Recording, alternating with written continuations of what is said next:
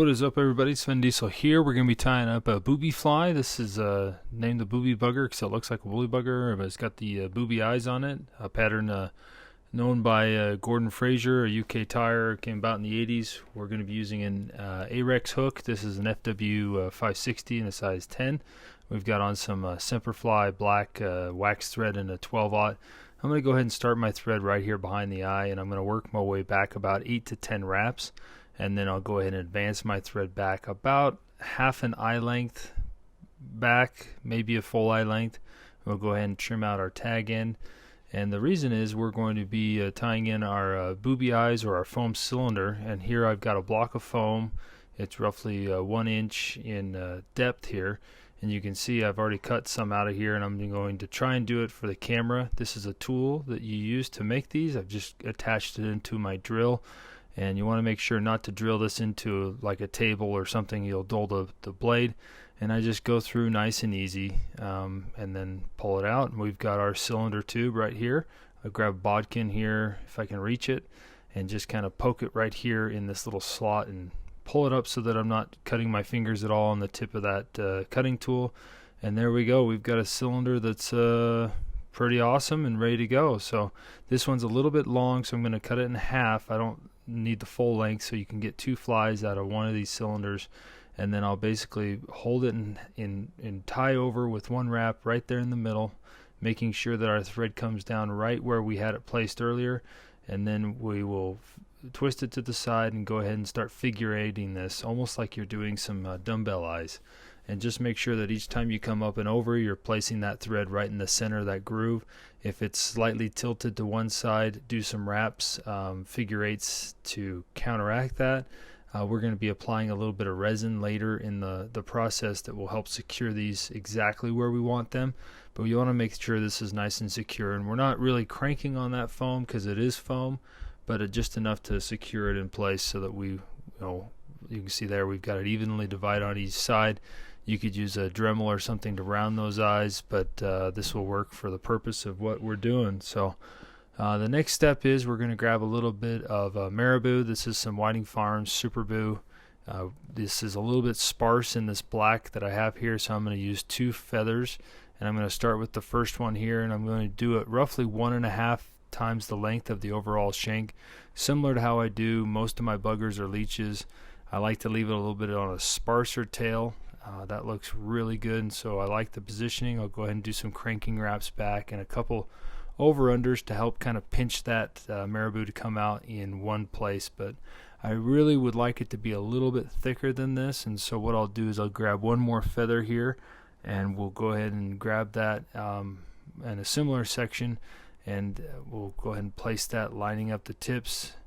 Checking to see, we're going to make kind of a little mohawk on this, and this is a little bit long here, and so I'm going to remove the ends, and I don't cut them. What I do is I pinch it in my hand, use my scissors and fold it over the scissors, and then just kind of rip it.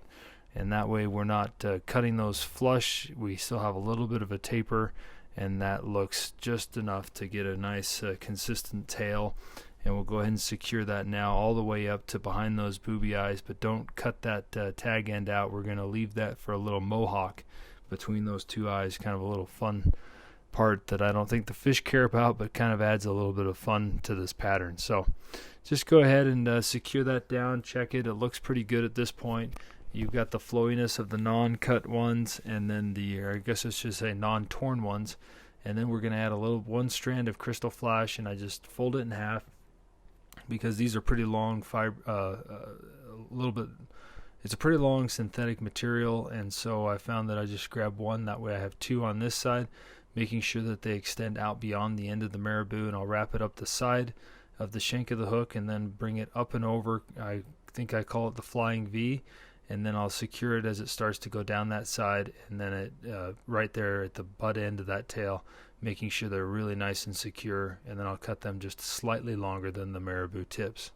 And now we have our flash in there. It's nice and secure. We're going to do, for the body of this, we're going to do a dub loop, and so go ahead and make about a 3 to 4 inch dub loop, and then advance your thread up right behind those eyes, and then we will go ahead and grab our dubbing material we're going to use for this body after we secure this loop with our little Stonfo tool here. And then we're going to be using some of the semperfli ripple ice. I believe this is black and peacock that we're going to be using. Super effective color scheme, and we're going to pull out a smidge of the peacock color. You don't want to get, I don't know the estimate, probably 8 to 14 strands of peacock, and then we're going to grab just the regular black ice dub, and I'm going to double the amount that I grabbed in relation to the peacock, and we'll go ahead and we'll mix those together just by loosely pulling some out and stacking it on top and doing it several times, almost like you're stacking a deck of cards, and then I'll rip them in half.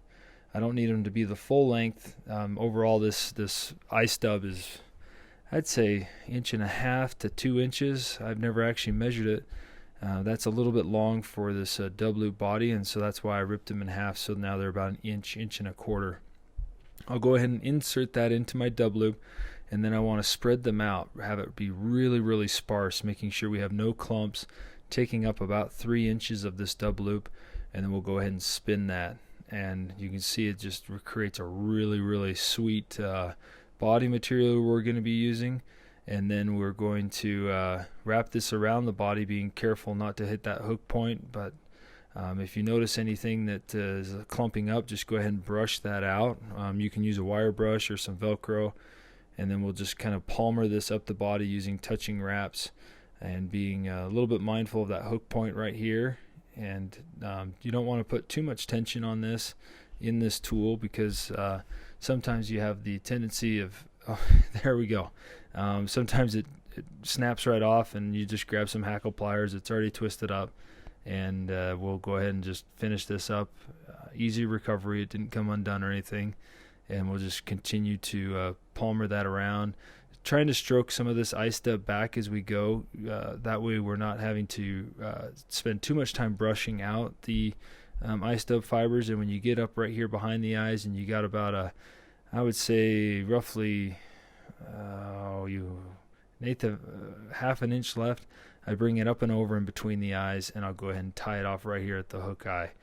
And you could tie it off behind the booby eyes, but you can see, and on our next step when we make the mohawk, it helps to have this down first. Otherwise the marabou just kind of, you don't even see it, and there's no point in doing the next step. So I did a couple turns behind and in front, securing it, and then you really want to focus on cleaning up this head, grabbing any ripple ice that or ice fibers that could be in the way, and then we'll pull that marabou just right up and over and secure it with one wrap, and then pull it up and do a couple wraps underneath, and then we'll secure it behind one more time, and then do a couple wraps in front just to make sure it's really secure.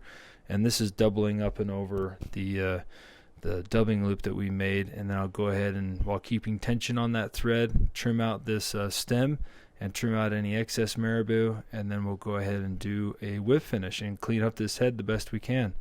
And we just need a single whip finish, a 3-turn whip finish. You could double it up if you want, but we're going to be securing this whole thing with a little bit of UV resin, and so I don't think it's necessary, and so I'll go ahead and trim out with just a single whip finish. Now, if you are OCD about your flies, you want to brush this out, but then you notice there's some stragglers going off the front end. You can spend all the time and you want trimming that, but we'll do a little trick here just to clean up that head a little bit so we're not monkeying around with it on the river. I'm just going to grab a lighter, and hopefully this one lights. It might be out. There we go.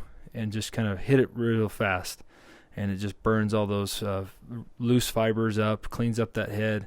And here comes the securing method of the no-tack UV resin by Semperfli. I'm just going to drip a little bit, about 3 to 4 drips, just a solid bead right here between these two eyes on the underside, and that will also reflect that little bit of eye stub that we have in there and keep those eyes in the place that we want them. And so I'll just kind of get my light ready and then position these how I want. I think it looks good as is, and then we'll go ahead and cure it. Give it about 10 to 15 seconds, let it fully cure, And like I said, this is just a quick pattern. It wiggles really nice in the water. It can be used as an attractor, tied in some really bright colors. This one I'm going to be fishing as a tag end off of a weighted bugger so that it suspends a little bit higher. But super effective pattern. That foam helps it ride in a different water column and move a little bit more through the water. So tie some up, fish them. Hope they pierce some lip.